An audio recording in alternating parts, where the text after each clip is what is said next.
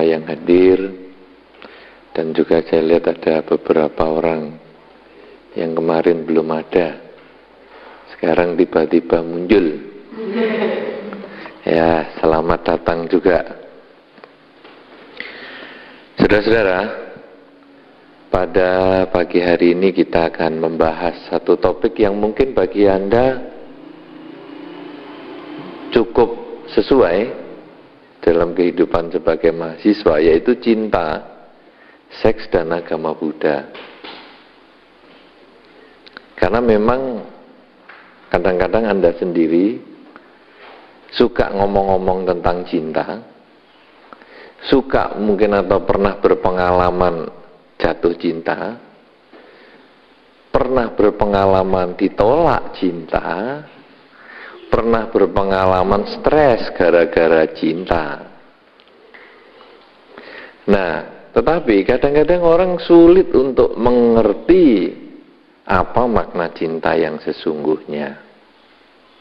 Karena memang kita ini sukanya latah. Latah alias ikut-ikutan. Bhakti Dhamma. Kemarin ditanya bhakti, apa maknanya? Bingung. Ya toh? Ditanya Bhakti Dhamma apa itu? Karena latah aja. Dulu kakak kelasnya sudah ngomong Bhakti Dhamma, ya sekarang ikut aja. Armageddon. Latah juga kena filmnya Bruce Willis itu. Jadi waktu ditanya di mana bisa ketemu istilah Armageddon, bingung. Nah, dengan demikian sama dengan cinta ini. Cinta ini juga saya cenderung latah juga nanti akhirnya. Kenapa? Karena kadang-kadang konsep cinta itu sendiri tidak jelas. Dan banyak pakar cinta juga memberi pengertian yang berbeda-beda. Tapi sekarang kalau kita melihat pada session pagi hari ini adalah tentang cinta yang dipandang dari konsep agama Buddha. Apa itu sebetulnya cinta?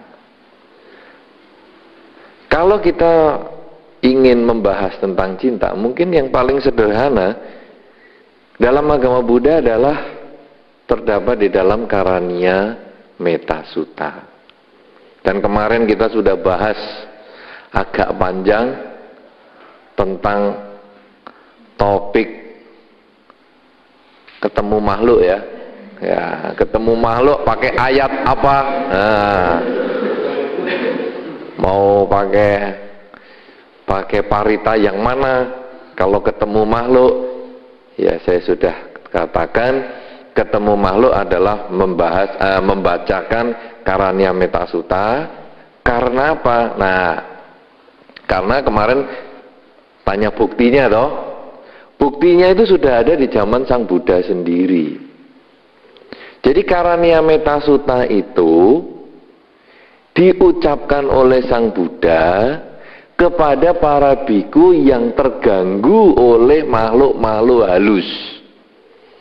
Jadi dalam masa-masa seperti begini nih, kemudian para biku pergi ke sebuah hutan, mau bermeditasi di situ, tapi makhluk halusnya merasa terganggu. Wah, ini biku-biku meditasi di sini, jadi hawanya panas. Nah, kemudian biku-biku ini digangguin oleh makhluk-makhluk halus itu, sehingga biku-bikunya, waduh, pusing dah. Kalau diganggu terus begini, bagaimana bisa meditasi? Nah, kemudian menghadap Sang Buddha. Menghadap Sang Buddha, lalu Sang Buddha mengatakan, wah, kalian ini 500 biku ini kurang cinta kasihnya, jadi diganggu makhluk seperti itu. Nah, lalu bagaimana? Sang Buddha memberikan itu. Sekarang kamu kembali ke sana, ke hutan itu, sebutkan ini Karania Metta Sutta itu. Nah, akhirnya para biku membacakan Karania Metta Sutta itu, makhluknya happy. Makhluknya happy malah mendorong, memberi kondisi supaya biku-biku bermeditasi, sehingga akhirnya 500 biku ini setelah masa puasa 3 bulan mencapai kesucian. Nah, itu buktinya. Kalau kemarin kan saya belum sempat ngomong bukti itu. Nah, jadi apa? Jadi sekarang makhluk yang gawat-gawat itu kan kita pancarkan cinta kasih. Nah, sekarang cinta kasih itu rumusnya, kalau diringkas adalah semoga semua makhluk hidup berbahagia. Di dalam Karania Metasuta sebetulnya di situ dijelaskan dengan baik sekali bahwa kita hendaknya bisa memancarkan kasih sayang kita kepada semua makhluk, baik yang tampak maupun yang tidak tampak. Sehingga konsep cinta di dalam Buddhis itu sebetulnya adalah memberi. Kenapa demikian? Karena agama Buddha ini juga di dalam dasar dharmanya adalah berdana, kerelaan. Hukum dharma adalah tanam padi, tumbuh padi. Anda tahu hukum karma bunyinya? Kalau kemarin kan sudah ada hukum kekekalan energi, ya kan? Energi tidak bisa terciptakan dan tidak bisa termusnahkan. Hukum karma juga ada bunyinya. Sesuai dengan benih yang ditabur, demikian pula buah yang akan dipanen. Penanam kebaikan memperoleh kebahagiaan. Jadi kalau kita tanam jagung pasti panennya jagung. Artinya apa?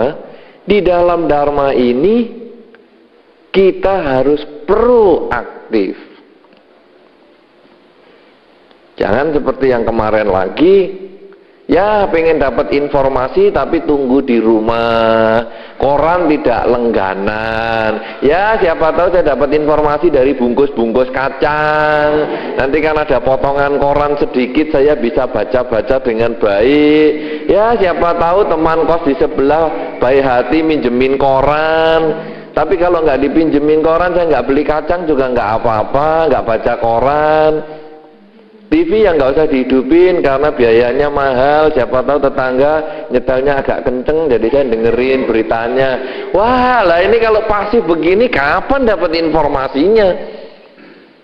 Buku yang nggak usah beli, siapa tahu di kampus ada yang ketinggalan, saya bisa baca-baca.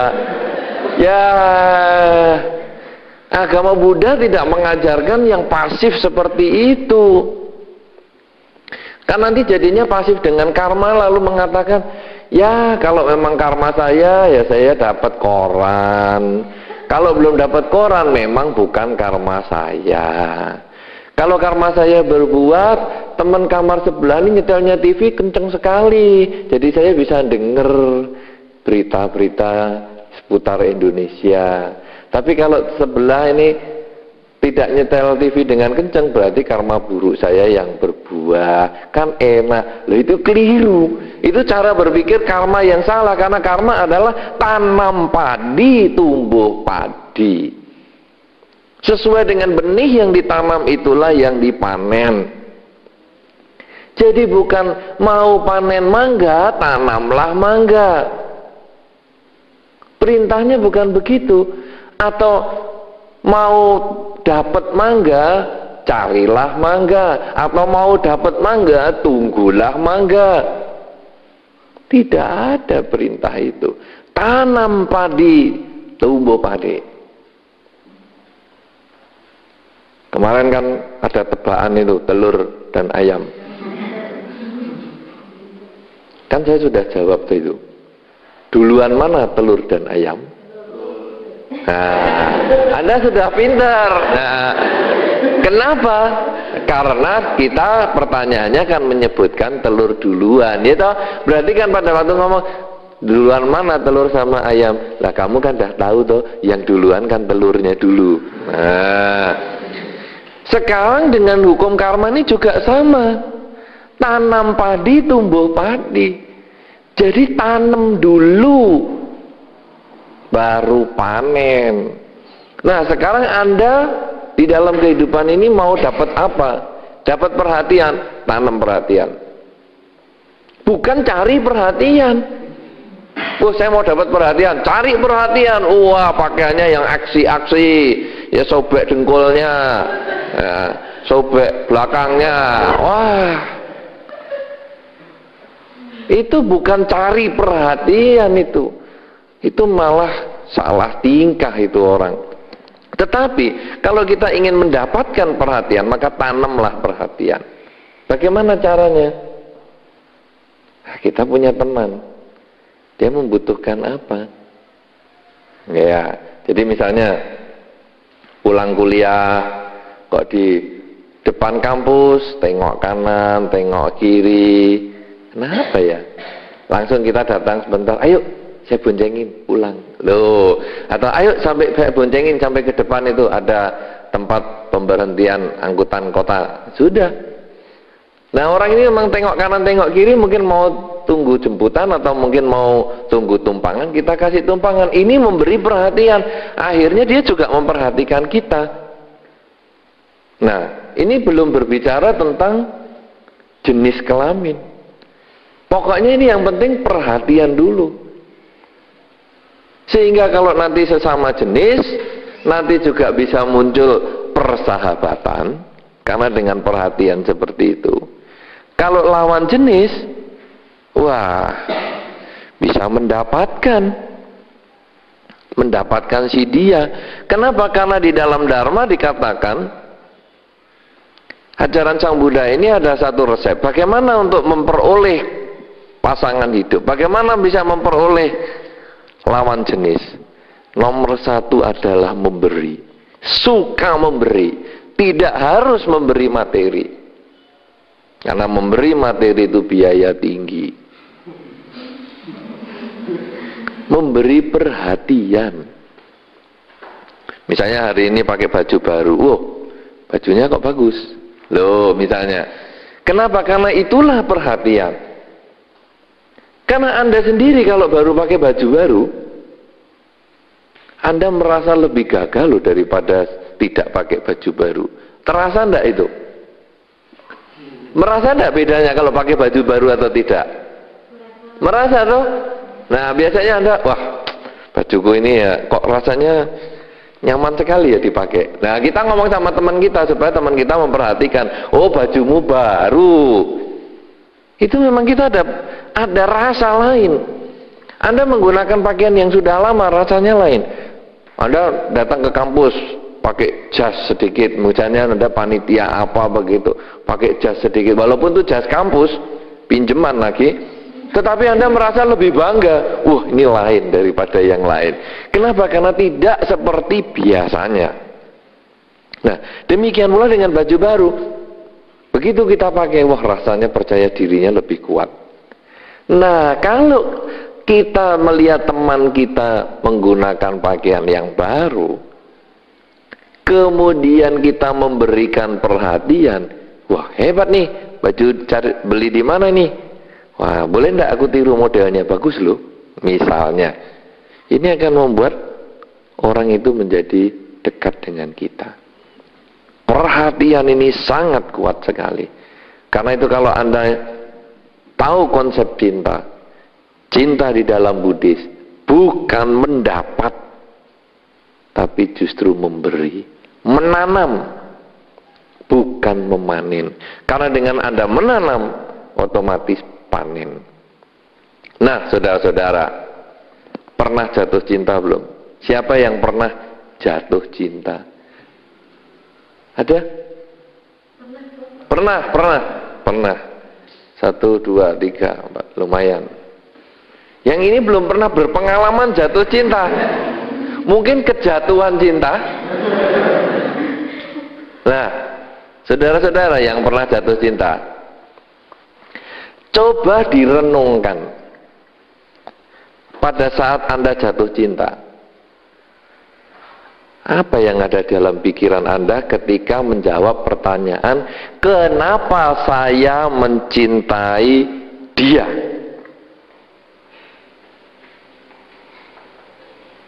Pernah Anda tanya enggak yang pernah jatuh cinta ini? Kenapa saya mencintai dia? Kira-kira jawabnya apa? Dia perhatian. Dia perhatian, oke. 2, ada lagi? Ya? Karena cocok. Cantik. Terus? To make her happy. Terus? be? Hah? Apa itu? Anak tunggal? Wah. Wah, ini luar biasa nih. Kenapa saya jatuh cinta sama dia? Karena dia anak tunggal dan kaya lagi. Wah, hebat. Siapa tahu ada juga saya jatuh cinta karena dia sudah tua dan mau meninggal dan warisannya banyak. Wah, ini hebat lagi. Nah, saudara-saudara, kalau saya mencintai dia dasarnya karena fisik, ini yang paling level paling parah. Dia cantik, dia ganteng, dia kuat, dia sehat, dia bergaya, dia kaya, dia seksi, dia maco. Itu yang paling parah. Karena level itu yang paling tidak bisa tahan lama. Dia cantik, wah kita seneng. Dia ganteng, wah kita seneng. Karena belum ketemu saingannya. Nanti ketika ada yang lebih cantik, ada yang lebih ganteng, amblas sudah itu pasti. Karena fisik. Wah, dia seksi. Ya seksi puja bakti atau seksi humas, kan bisa saja. Anda jangan terlalu kreatif, ya. Ya kan, wah dia seksi loh. Seksi apa? Puja bakti. Oh, hebat nih, berarti keyakinannya kuat, kan begitu. Nah, tapi kalau seksi secara fisik, itu juga tidak tahan lama. Seksi itu pada awal-awal masuk kuliah. Mungkin kalau sudah mau lulus badannya tambah berat badan 10 kilo. Udah nggak seksi lagi. Ya mungkin seksi berat badan begitu. Itu juga menjadi tidak awet. Karena berupa fisik. Nah, sekarang ada yang berupa non fisik. Dia pengertian, dia tanggung jawab, dia penuh perhatian. Itu ya tidak tahan lama. Kenapa demikian? Karena kita menuntut dia. Kita meminta dia supaya memenuhi harapan kita. Jadi saya cinta dia, sebetulnya saya butuh dia. Bukan cinta. Kalau yang pertama tadi, saya senang sama dia karena cantik, saya senang dia karena dia anak tunggal, walaupun jelek tidak punya gigi nggak apa-apa. Pokoknya yang penting kaya. Itu jelas-jelas bukan cinta. Itu ada maunya itu sebetulnya kebutuhan yang paling parah. Kebutuhan numpang hidup. Ya. Kebutuhan untuk terpenuhi kebutuhan primernya. Tetapi kalau yang kedua, itu kita hanya butuh saja. Saya butuh dia karena dia itu sabar. Kalau saya stres ngomel-ngomel apa-apa, dia mau dengerin saya. Jadi saya cinta dia karena kuping dia itu kayak kotak sampah saya. Kalau saya sudah tidak stres, saya nggak butuh kupingnya. Jadi kalau saya telepon dia, ayolah, saya baru stres ini, kamu datanglah ya, datang. Waduh, aku baru sibuk sekali. Ya udahlah, kamu nggak usah datang, nggak apa-apa. Yang penting kupingmu kesini aja untuk dengerin aku sudah.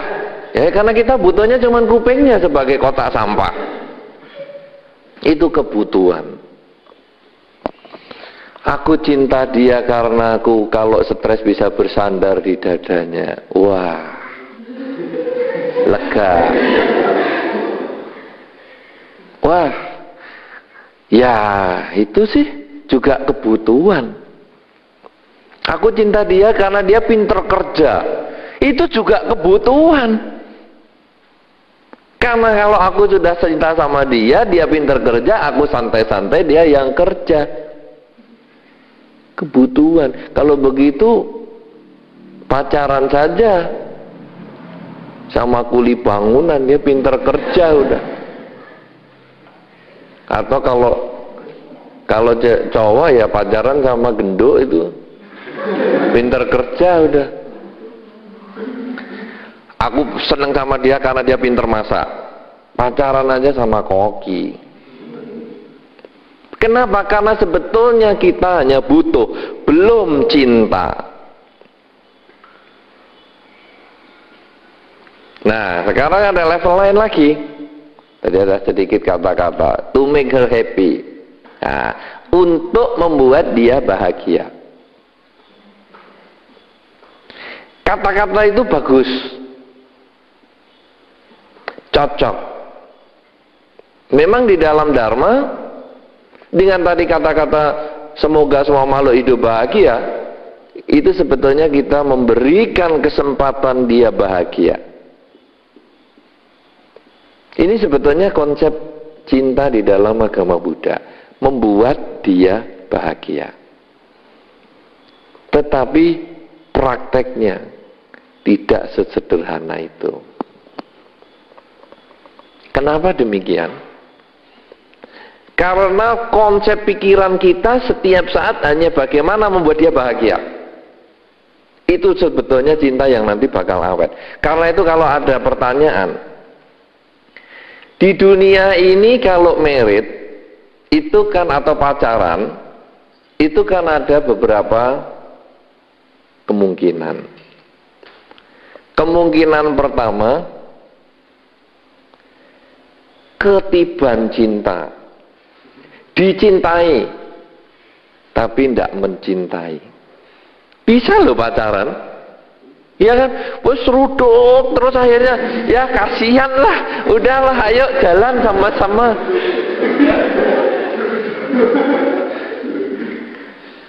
Dicintai tapi tak mencintai. Bisa pacaran, bisa sampai merit, bisa sampai punya anak, bisa sampai punya cucu, bisa sampai tua, bisa sampai mati. Dicintai tidak mencintai. Kemungkinan kedua, mencintai tapi tak dicintai. Kita sayang sama dia, kita seruduk terus, tapi dia meleset terus. Seruduk lagi, meleset lagi, seruduk lagi, meleset lagi. Mencintai tapi tak dicintai. Nah, akhirnya yang ketiga, saling mencintai. Memang ini yang paling ideal. Saling mencintai ini paling ideal. Belum diseruduk, dia sudah maju. Kita maju, dia juga maju. Kita maju, dia maju. Akhirnya ya biru semua. Karena kan sikut-sikutnya maju semua. Nah, jadi badannya wah, memar semua. Ya dia maju-maju. Ya kalau maju yang kena bagian yang enak, ya enak. Kalau kena kepala, diadu sama kepala kan benjol juga. Nah, sekarang kalau kita disuruh milih, enak dicintai atau enak mencintai? Enaknya pilih yang mana? Yo itu ideal saling mencintai dong. Itu sudah saya bahas tadi. Idealnya saling mencintai. Tapi kalau disuruh milih, ini bukan masalah telur dan ayam lagi. Ini butuh pemikiran. Bukan hanya yang nomor satu apa tadi yang disebut. Yang pertama kali dicintai, ya dicintai. Mencintai, ya mencintai. Wah ini amburadul dah kalau caranya gini. Jadi sekarang bagaimana? Kalau kita disuruh milih, bayangkanlah pada diri Anda sendiri. Anda senang mencintai tapi dia tidak, atau Anda senang dicintai tapi Anda tidak? Nah, bingung. Mencintai tapi dia tak mencintai loh. Ya. Dalam konsep kebutuhan, bukan cinta tadi, dicintai memang paling nyaman. Tetapi jangan kira dicintai itu selalu happy. Orang yang dicintai dan kita nggak seneng, itu kita kumpul sama dia bisa stres loh. Oh sudah nggak seneng kok saya itu, nggak seneng kok kamu ikut terus kemana-mana jadi buntut saya, aduh pusing. Bisa jengkel loh. Jangan dikira dicintai itu enak-enak. Sebetulnya yang lebih nyaman mencintai. Nah, tetapi mencintai dalam konsep to make her atau to make him happy.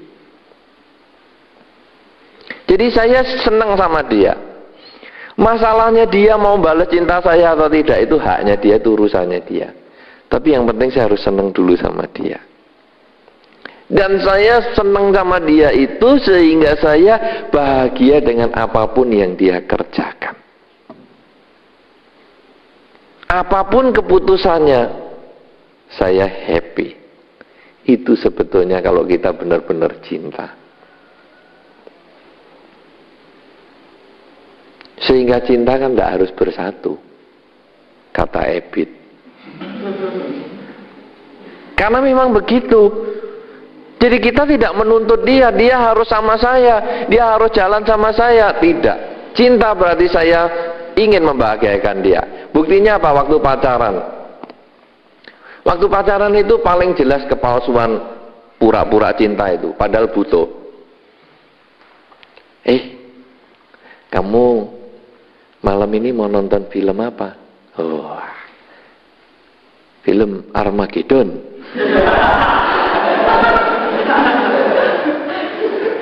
Biar lebih jelas maksudnya apa Armageddon. Oh ya sudahlah, ayo nonton. Padahal sudah nonton, tetapi karena pacarnya mau nonton lagi, ayo. Itu sebetulnya kan saya ingin membuat dia bahagia. Cuman itu kadang-kadang munculnya waktu pacaran. Karena butuh sehingga semu. Palsu. Tapi kalau sudah jadi sungguhan, ayo nonton Armageddon. Nonton sendiri sana, aku sudah nonton, kamu ajak terus. Biaya tinggi dong kalau caranya begini. Nah, berarti kita hanya butuh dia. Lihat baik-baik, pada waktu pacaran itu, kalau kita mau membahagiakan dia terus, dari dalam, itu benar-benar cinta. Ingin memberi, ingin menanam. Tanam padi, tumbuh padi. Tanam cinta, bisa mendapatkan cinta juga. Tapi kalau kita hanya ingin dapat, maka itu bukan cinta yang sesungguhnya. Nah, oleh karena itu, sekarang bagaimana konsep cinta ini? Saya ingin dia bahagia. Kadang-kadang dia jalan sama cowok lain misalnya, atau kalau pacar kita itu jalan dengan lawan jenis yang lain. Bagaimana? Kalau Anda cemburu, sebetulnya itu bukan cinta.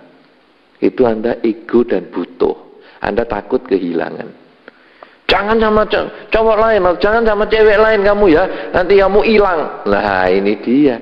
Lah kalau memang hilang itu kebahagiaannya dia, hilang itu hanya hilang. Hilang. Nah. Karena Armageddon kan dari Harmageddon. Nah. Tapi hanya sudah hilang jadi Armageddon. Nah ini juga hilang, itu jadi kata hilang. Kalau memang dia mau hilang, gitu, ya udah. Mungkin itu kebahagiaannya dia di sana. Dan kita harus belajar, kenapa ya dia kok mau sama lawan jenis yang lain? Berarti ini kurang sip, kurang baik, saya harus perbaiki diri. Nah, ini adalah cinta. Jadi apapun yang dia lakukan itu bahagia, biar dia bahagia. Cinta itu bukan mengikat fisik. Kamu nggak boleh pergi sama lawan jenis yang lain. Itu kita mengikat fisik. Tapi cinta itu sebetulnya adalah ikatan batin. Orang pergi dengan lawan jenis lain, belum tentu dia tertarik dengan dia. Belum tentu dia tertarik dengan lawan jenis yang diajak pergi itu. Mungkin hanya teori kebutuhan, jalan sama-sama, kemudian mau ke wihara sama-sama, tapi bukan berarti dia cinta. Nah, kalau kita muncul cemburu, banyak penyanyi mengatakan cemburu itu adalah tanda cinta, banyak penulis mengatakan cemburu itu tanda cinta. Kalau secara konsep Buddhis, cemburu itu lambang kebutuhan dan keegoan. Dia hanya ingin selalu bersama, takut berpisah. Padahal kalau perpisahan itu adalah kebahagiaan, kenapa kita tidak memberi? Di dalam salah satu cerita Sang Buddha, ada seorang penulis, namanya David J. Kalahupahana. Itu seorang penulis yang dari Hawaii. Dia membuat cerita Sang Buddha itu seperti manusiawi. Jadi dikatakan, Pangeran Siddhartha ini pacaran dengan Yasodhara ini sudah lama. Nah, pada saat Pangeran Siddhartha ini mau meninggalkan istana, Yasodhara ini justru mempersiapkan pakaiannya, mempersiapkan segalanya. Cuman karena waktu baru melahirkan, dia badannya masih terlalu lemah, maka pada malam hari sebelum Pangeran Siddhartha meninggalkan istana, melihat istrinya tidur, Yasodhara, dia tidak tega membangunkan. Lalu ya dia ambil bungkusannya, dia bawa pergi. Nah, ini kalau saya melihat kasus manusiawi sekali seperti ini sebetulnya bisa terjadi bahwa Yasodhara ini sangat cinta kepada Pangeran Siddhartha. Sehingga kalaupun dia mau pergi bermeditasi ke hutan, mungkin mau menjalankan kehidupan kebikuan, silahkan. Walaupun anaknya baru 1 hari umurnya, tetapi karena dia mau jalan, silahkan. Dan ini betul-betul bisa praktek cinta yang sesungguhnya. Tapi kalau sekarang misalnya pacaran, udah ya, aku jadi sama Nera 2 minggu. Jangan kamu nanti kalau jadi sama Nera 2 minggu keterusan aku ditinggal. Bukan cinta itu, kebutuhan. Anda boleh balas bertanya, nah kalau kamu terus sendiri karena saya jadi sama Nera tetap bagaimana? Waduh, aku nanti kan jadi kesepian, malam minggu nggak ada yang aku ajak omong. Nanti kalau aku pergi nggak ada yang cocok untuk ngomong-ngomong.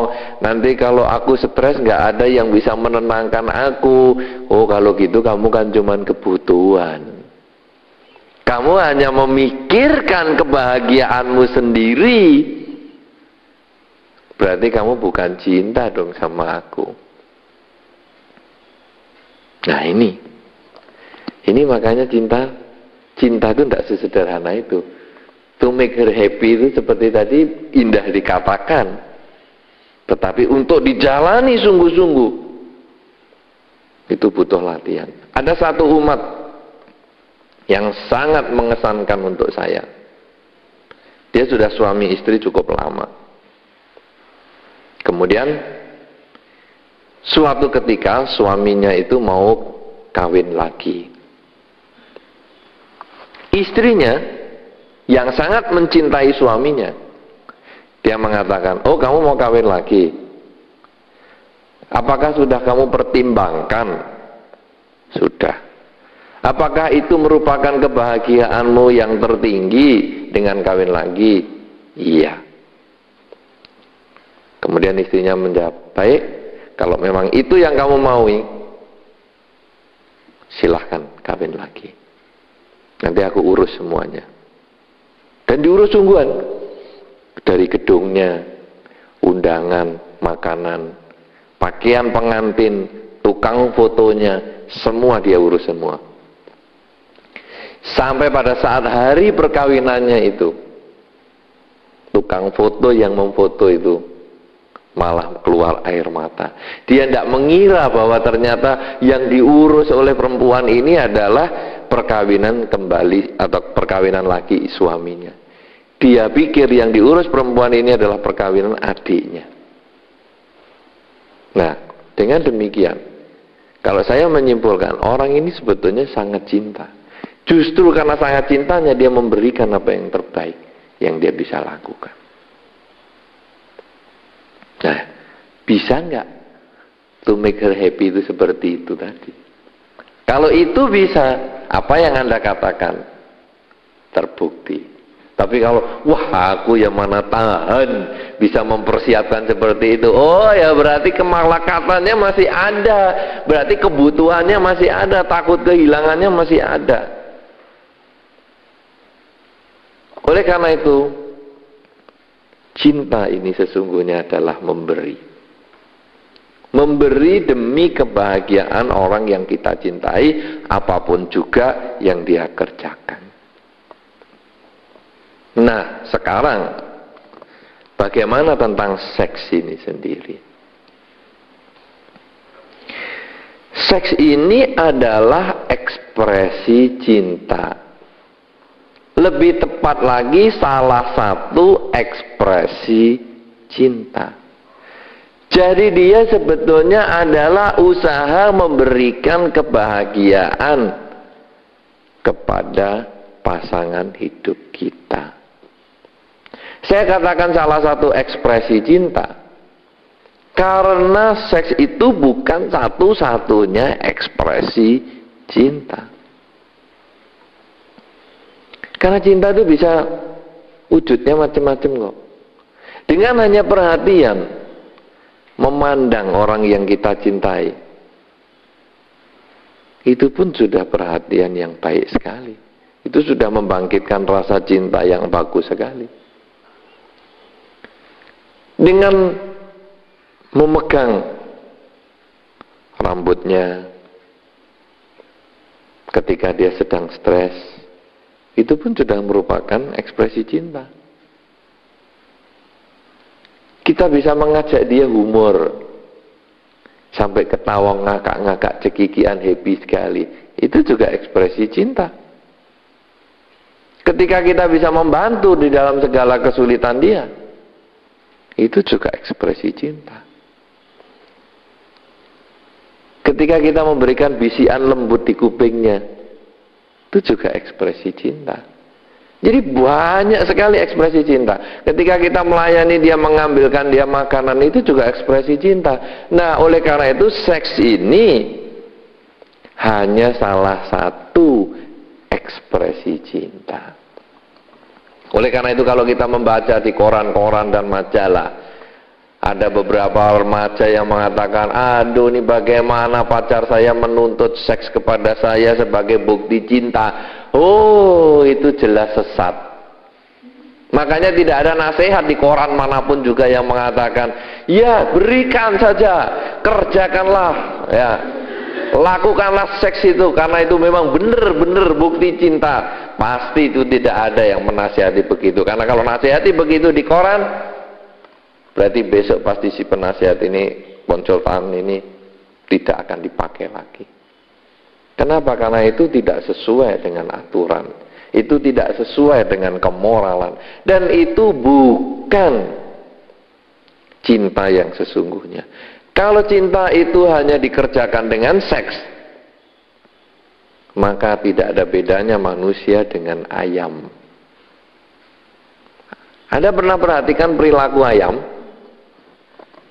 Ayam jantan dan ayam betina, itu tiap pagi ada olahraganya dia. Begitu lihat betina, wajar sudah. Ya, betinanya lari sana, lari sini. Akhirnya, ya oke juga lah. Nah, tapi itu kegiatan tiap pagi. Dan itu betinanya ganti-ganti, sana ke sini, ke sana ke sini. Betinanya juga ganti-ganti jantannya. Jantan siapa saja ya oke juga, tidak ada problem. Ayam kok. Makanya orang yang sering ganti-ganti kan dikatain ayam toh. Iya loh. Ya karena ayam suka ganti-ganti. Nah, yang setia kan merpati. Makanya perkawinan kan selalu dilambangkan dengan sepasang merpati. Karena merpati itu kalau sudah kawin sepasang, dia hanya itu pasangannya. Dan kalau pasangannya mati, dia tidak kawin lagi sampai mati. Makanya selalu undangan itu gambarnya adalah merpati. Ada yang punya merpati di rumah?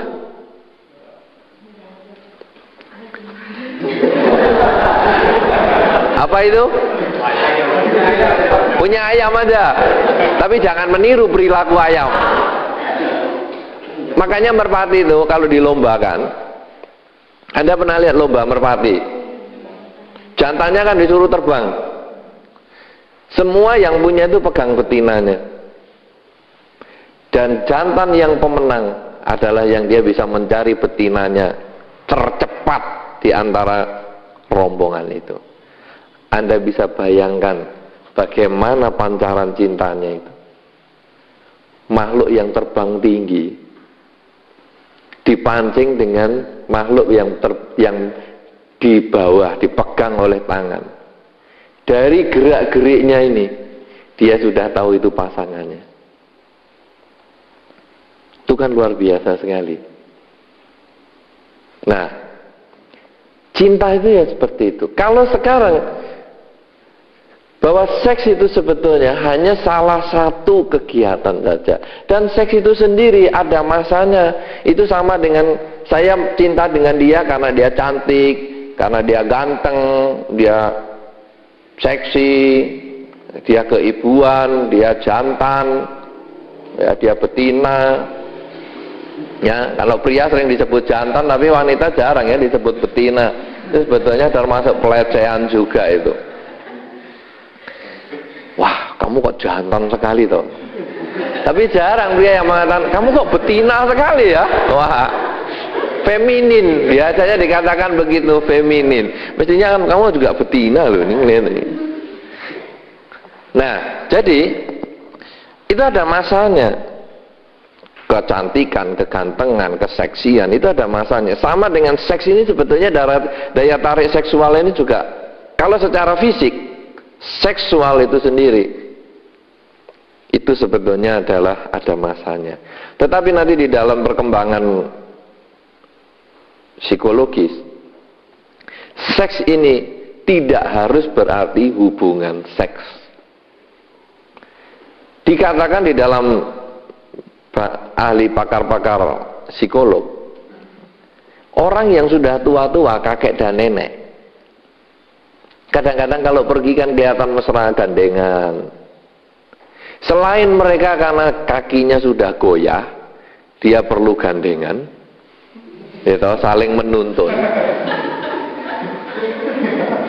Tetapi itu juga ekspresi seksual dia. Ya, jadi kan gandengan, senyum, ketawa, happy, itu sebetulnya ekspresi seksual. Jadi tidak harus berhubungan seks, karena seks itu luas sekali. Ya, nah kalau sekarang yang dimaksudkan cinta, seks dan agama Buddha, mungkin yang dimaksudkan di sini adalah hubungan seks itu. Itu yang saya katakan bukan satu-satunya ekspresi cinta.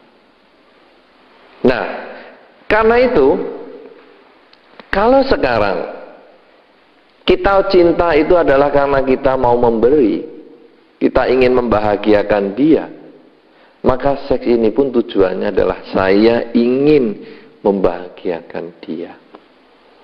Bukan saya ingin mendapatkan pengalaman dari dia, saya ingin mendapatkan manfaat dari dia, bukan. Tetapi saya ingin membahagiakan dia.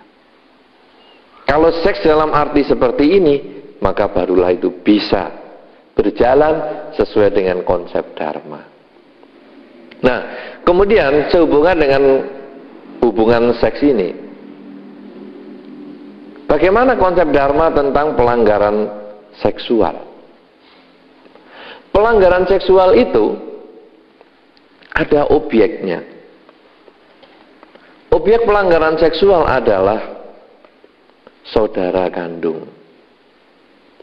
Jadi Anda walaupun sayang sekali sama saudara kandung, cinta sekali ingin membahagiakan saudara kandung Anda, jangan melakukan hubungan seksual sama dia. Maka saya tadi katakan, seks ini atau dalam pengertian yang lebih sempit, hubungan seksual itu bukan satu-satunya ekspresi cinta. Anda sayang toh sama adik Anda sayang toh sama kakak Anda, iya kan? Pengen hubungan seks nggak sama dia? Kalau pengen tuh kelainan ayam tuh. Karena ayam sudah nggak pusing lagi, kakak, adik, ibu, anak, aku ajar terus tiap hari untuk olahraga. Tetapi Anda kan cinta, Anda ingin memberi. Adik Anda kepingin apa, Anda kasih. Adik Anda kepingin es krim, carikan. Adik Anda pengen beli apa, walaupun jauh Anda carikan, walaupun sulit Anda carikan. Kan begitu. Anda cinta karena Anda ingin membahagiakan dia, tetapi Anda tidak melakukan hubungan seksual kepada dia karena itu memang bukan yang seharusnya, dan itu adalah objek pelanggaran seksual di dalam Dharma. Tetapi adik Anda kan Anda boleh elus, adik Anda boleh Anda gandeng sebagai lambang cinta. Sama dengan seperti tadi, kakek dan nenek yang sudah tua-tua saling gandengan, saling rangkulan. Itu adalah ekspresi cinta yang tidak harus melakukan hubungan seks. Nah, kakak dan adik, saudara kandung, ini adalah objek pelanggaran kesusilaan. Di dalam Dharma, pelanggaran kesusilaan ini adalah sila yang ketiga. Sila yang pertama adalah tidak membunuh. Sila yang kedua tidak mencuri. Sila yang ketiga tidak melakukan pelanggaran seksual. Sila yang keempat tidak melakukan penipuan. Sila yang kelima adalah tidak mabuk-mabuan. Nah, pelanggaran seksual ini objeknya adalah saudara kandung, kakak atau adik sendiri. Yang kedua, anak di bawah umur. Nah, jadi ada anak balita, Anda seneng tetangga Anda itu. Aduh, aku seneng ini, pengen apa, nangis, pengen digendong. Tapi kan Anda juga tidak melakukan hubungan seks dengan dia, kecuali Anda mau ditahan polisi dan dikeroyok orang kampung. Itu kan banyak itu di koran-koran tuh, anak balita 5 tahun, 13 tahun, itu juga anak kecil yang di bawah usia umur, itu dijadikan korban seksual. Ini keliru, karena di dalam Dharma ini pun adalah termasuk pelanggaran seksual. Selain saudara kandung, anak di bawah usia itu termasuk balita dan 17 tahun ke bawah dan seterusnya.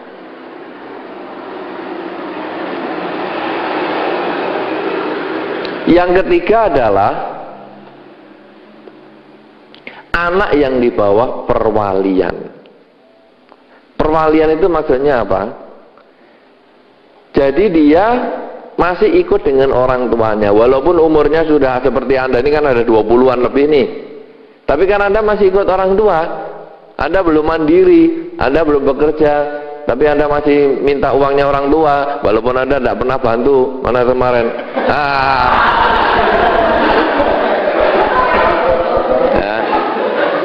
Orang tua kerja pusing-pusing, emangnya gua pikirin. Cuek-cuek saja. Jangan kata orang tua kerja, dirinya lulus nggak lulus juga cuek. Nah, jadi sekarang kita ini di bawah perwalian orang tua. Kalau kita melakukan hubungan seksual, itu juga sebetulnya melakukan pelanggaran sila yang ketiga. Nah, oleh karena itu, dari sini jelas Hubungan seksual menurut agama Buddha itu adalah kalau sudah menjadi suami dan istri. Karena suami dan istri, pada saat seorang laki-laki, kalau tradisinya di sini, datang ke rumah seorang wanita, membawa keluarganya, dia meminta baik-baik si wanita ini untuk menjadi pasangan hidupnya. Dengan demikian, wanita ini terlepas dari perwalian orang tuanya, sehingga keduanya bisa melakukan hubungan seksual yang sehat. Ya, nah, selain keluarga, kakak dan adik, selain anak di bawah usia, selain orang-orang yang di bawah perwalian, maka pelanggaran seksual itu bisa terjadi terhadap objek yang merupakan suami atau istri orang. Jadi kalau dia sudah suami atau istri orang, jangan melakukan hubungan seksual dengan dia. Walaupun cintanya luar biasa, tapi cinta kan tidak harus diekspresikan dengan hubungan seksual. Tetapi ini banyak sekali sekarang pil dan will itu. Ya, pria idaman lain dan wanita idaman lain. Kalau dalam bahasa sinetron ya sepia. Sepia. Itu kan ada lagunya toh, sepia. Itu kan cerita tentang will, wanita idaman lain. Nah, itu sebetulnya adalah merupakan pelanggaran seksual juga. Mungkin kita senang dengan seseorang. Nah, apalagi kalau tadi konsepnya karena cintanya itu adalah karena fisik misalnya. Wah, senang sekali fisiknya dia lebih hebat. Apalagi ada orang-orang yang punya kelainan jiwa itu melihat bahwa pasangan hidup orang lain itu mesti lebih baik daripada yang masih sendirian. Kenapa? Karena dia dipilih orang berarti mesti bagus. Yang masih sendirian nanti masih jelek-jelek semua. Itu logika sederhana toh. Restoran yang sepi pasti nggak enak. Yang rame mesti enak. Itu kan logika sederhana. Jadi kalau cewek atau cowok sering ganti pasangan, kawin cerai, wah ini mesti sip. Lah sudah janda 5 kali aja masih mau orang. Apalagi yang 4 mati semua. Wah yang kelima masih mau jadi korban untuk mati lagi. Berarti ini kan sip. Ayo hajar serbu. Iya toh. Nah, apalagi duren, duda keren. Wah. Oke punya. Nah, jadi kita kadang-kadang ada melihat ada orang-orang punya kelainan jiwa seperti itu. Wah, kalau pasangan hidup orang lain itu mesti lebih bagus sudah. Karena dia sudah dipilih orang mesti sip lah, jaminan. Nah, lalu kita melakukan hubungan seksual dengan dia, itu juga pelanggaran kesusilaan. Jadi pelanggaran kesusilaan sudah ada 4 objeknya.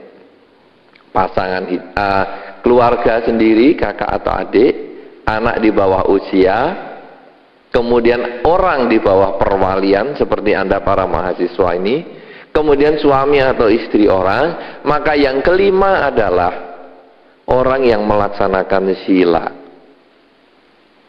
Ada biku, biksu, biksuni, samanera, atau mungkin suatu ketika kita sedang menjalankan atasila sendiri, ya, sehingga dalam satu hari itu kita bertekad tidak melaksanakan hubungan seksual. Itu termasuk kalau kita melakukan hubungan seksual itu adalah pelanggaran kesusilaan. Nah, ini ada 5 objek pelanggaran kesusilaan yang disebut melakukan hubungan seksual. Sekarang apa sih yang disebut pelanggaran kesusilaan? Kita sudah tahu objeknya.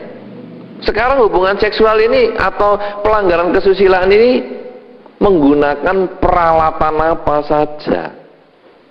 Nah, di dalam Dharma, alat-alat pelanggaran kesusilaan ini ada 3, yaitu bibir, alat vital, dan anus. Pertemuan salah satu atau persilangan dari satunya ini itu disebut pelanggaran kesusilaan. Bibir ketemu bibir secara agama Buddha ini sebetulnya adalah termasuk pelanggaran kesusilaan. Bibir ketemu kuping tidak masalah, paling kuping basah kan begitu.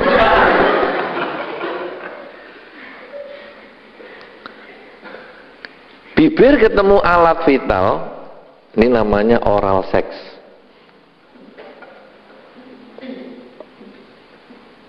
Itu juga termasuk pelanggaran seksual. Alat vital ketemu anus, pintu belakang, anal seks. Itu juga termasuk pelanggaran kesusilaan. Anus ketemu bibir,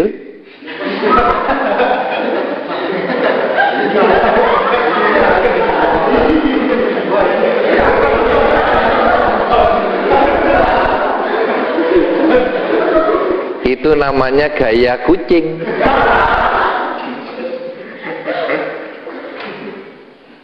Itu juga termasuk pelanggaran seksual. Jadi kalau Anda sekarang melihat kegiatan seksual, ini ada objeknya, ada alatnya. Maka kalau kita melakukan itu bukan berdasarkan cinta, sudah tidak melanggar objeknya, dia bukan keluarga sendiri, dia bukan anak di bawah umur, dia bukan anak di bawah perwalian, kemudian dia juga bukan suami atau istri orang, dia bukan biku, bukan samanira, tetapi kita jalani bukan berdasarkan cinta, hanya karena kebutuhan, maka itu pun tidak sesuai dengan dharma. Oleh karena itu saudara-saudara, tiga hal inilah cinta, seks, dan agama Buddha. Agama Buddha melihat cinta sebagai bakti, pemberian, pengabdian, bukan mendapatkan, membutuhkan, mencari, memuaskan ego kita. Sedangkan seks artinya adalah merupakan salah satu kegiatan seks dalam arti yang sangat sempit yang saya bahas, yaitu hubungan seks, adalah merupakan salah satu ekspresi cinta, bukan satu-satunya ekspresi cinta, untuk membahagiakan pasangan kita dengan tiga alatnya, yaitu bibir, alat vital, dan anus, yang hendaknya bisa digunakan dengan bijaksana, tidak disalahgunakan sehingga menggunakan objek anak di bawah usia, anak di bawah perwalian, saudara kandung sendiri, kemudian juga suami atau istri orang, maupun para mereka-mereka yang melaksanakan sila, biku, biksu, biksuni, samanera, ataupun orang yang menjalankan 8 sila di dalam kehidupan sehari-hari. Inilah yang bisa saya sampaikan pada pagi hari ini. Semoga bisa menambah wawasan Anda, menjadi pegangan hidup Anda. Semoga Anda selalu berbahagia, mantap di dalam bakti pada dharma, di dalam kehidupan Anda sehari-hari. Semoga Anda berbahagia, semoga semua makhluk, baik yang tampak maupun yang tidak tampak, memperoleh kebaikan, kebahagiaan sesuai dengan kondisi karmanya masing-masing. Sabe sata bawantu suki tata.